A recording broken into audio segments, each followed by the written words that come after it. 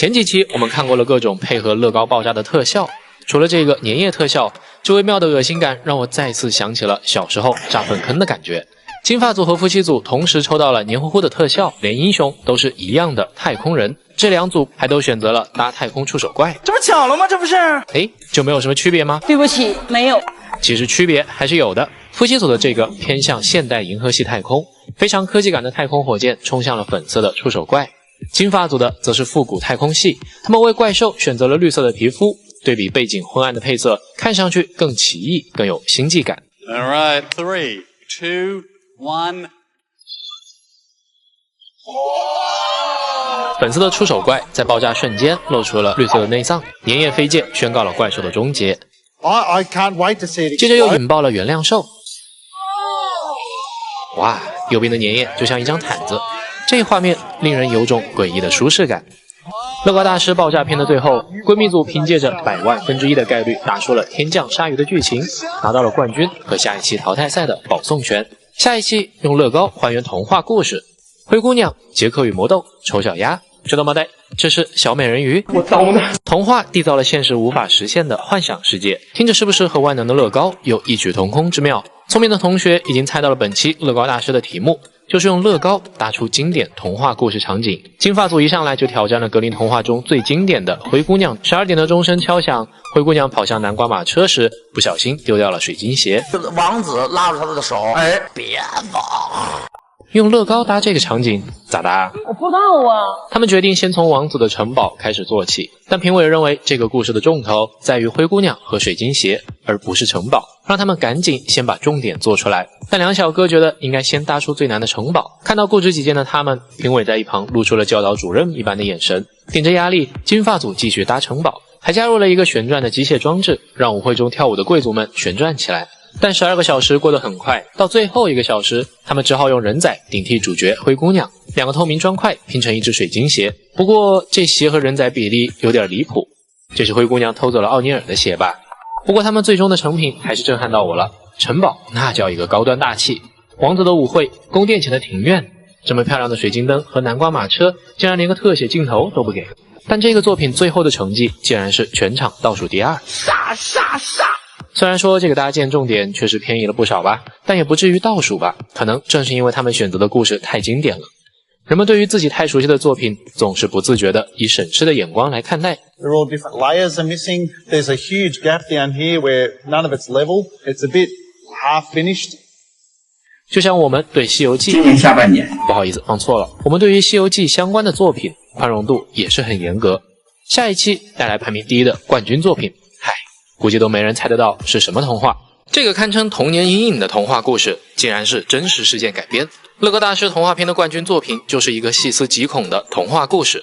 上一期的结尾中，有不少同学都猜到了，就是糖果屋，是格林童话里的，不是以前非主流那个啊。故事讲的是一对兄妹被吃不起饭的父母抛弃在森林里，饥饿的他们看到了一个用糖果做成的房子，于是兄妹俩忍不住啃起了房子。真香！哎呀，这惊动了房子的主人，吃人的巫婆。她用糖果将兄妹俩引诱并囚禁了起来，但结局却被妹妹推进壁炉，直接去世火化，一条龙带走。太残暴了！12小时的比赛时长，长发老哥选择做兄妹俩遇见糖果屋时的场景。黑暗的森林中，一个慈祥又有点诡异的老奶奶站在糖果屋门口，和外面的甜蜜截然相反。老奶奶的身后是一把刀，藏在屋内昏暗的阴影中。作为故事的反转点，壁炉搭得很巧妙，用扇叶和灯光创造出火光的感觉。为了做好糖果屋，长发老哥化身装修工人，从铺砖砌墙到美观装潢，但最难的还是要数糖果屋这个能开合的屋顶。上一季大胡子组的教堂也是同样的设计。为啥说这个故事是个黑童话呢？其实糖果屋的创作背景是1315年席卷欧洲的大饥荒，在当时易子而食并非危言耸听，吃人的巫婆并不是荒诞童话的反派，而是悲剧现实的主角。故事的开头，兄妹俩的父母因饥荒遗弃孩子的现象也比比皆是。其实讲完整篇故事，也只有结尾兄妹生还算得上童话了。这真是我小时候看过的童话故事吗？这也太三观不正了吧！乐高大师童话片，基友组和夫妻组都选择的是杰克与魔豆，夫妻组搭的是故事前半部分。故事讲的是一个贫苦的孩子杰克，借助魔豆藤爬到了巨人的家，偷走了金币，还有一只会下金蛋的鹅和会弹奏美妙音乐的竖琴。好家伙，真是啥也没给人留啊！太缺德了。基友组答的是故事的后半段，杰克偷财宝被巨人发现，在巨人追赶他的时候，杰克挥刀砍断了魔斗藤，摔死了巨人。从此，杰克和母亲过上了幸福快乐的生活。臭不要脸你！这不劳而获的三观，不就是切个网拉吗？这辈子不可能打工呢。基友组选择的这个巨人追逐杰克的画面，估计是全场难度最大的挑战。先别想造型好不好看了，光保证弯曲的斗藤坚固，硕大的巨人还要固定在魔藤上，都是超级难点。但从最后的成品来看，你真是个小天才。夫妻组选择的是杰克去巨人家偷走财宝的场景。不过这人仔尺寸的小杰克，要是能给这大鹅和竖琴都偷走，也算是励志了。仔细想想，杰克与魔斗这则童话似乎是历史的写照。贫困的杰克所代表的是早期的欧洲殖民者。欧洲殖民者对财富的极端渴望，使得他们实行对亚洲、非洲和拉丁美洲进行财富和文化的多重侵略。不仅像故事里的杰克贪得无厌地掠夺资源，最后还让巨人失去了家园与生命。这谁搭的烟囱这么长？等圣诞老人爬出来，清明节都过完了。其实这个长得像烟囱的建筑是乐高大师童话片里长发公主居住的高塔。要说整个作品的难点，就是黑公主弯曲的长发了。虽然发小组将头发弧度处理得很完美，但头发和人仔尺寸的公主相比，就有点扯淡了。实话说，发小组的长发公主搭建的还是太保守了，没有让人印象深刻的地方，不像下面两位妹子搭的小美人鱼。Runa's really good at sculpture. 你骗谁呢？美人鱼啊！虽然造型一言难尽，也少了故事本身悲情浪漫的质感，但我还是很喜欢这个作品的一点是，小美人鱼望向的塔楼顶部放满了她没有的人仔腿部，这设计真是吓人诛心呀！最讽刺的是，小美人鱼本身并不是人仔，再多的腿也永远无法属于她。其实要说擅长造型，下面的姐姐组可是真的擅长。姐姐们选择了丑小鸭这个经典到没人讲的故事，她们将一个场景分割成了两部分，一边是被排挤的丑小鸭，另一边是透明砖做成的已经蜕变的天鹅。她们将履带传动巧妙地做成了流水。妙啊！童话片淘汰赛的结果，玄学组的两个妹子在作品小美人鱼上发挥失常，离开了比赛。下一期没有凳子的情况下，怎么把乐高堆到天花板的高度？在没有凳子的情况下，狂堆乐高最高能达到几米？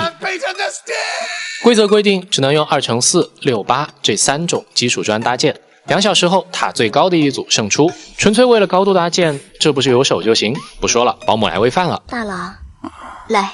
夫妻组先做出了大地基和宽底座，因为不允许用凳子，选手们都选择先搭出2座塔，一座粗一座细，然后将细的塔接上去。夫妻组这种错缝搭建的塔身虽然能让整体稳固，但是对于上面最细的塔就说不好了。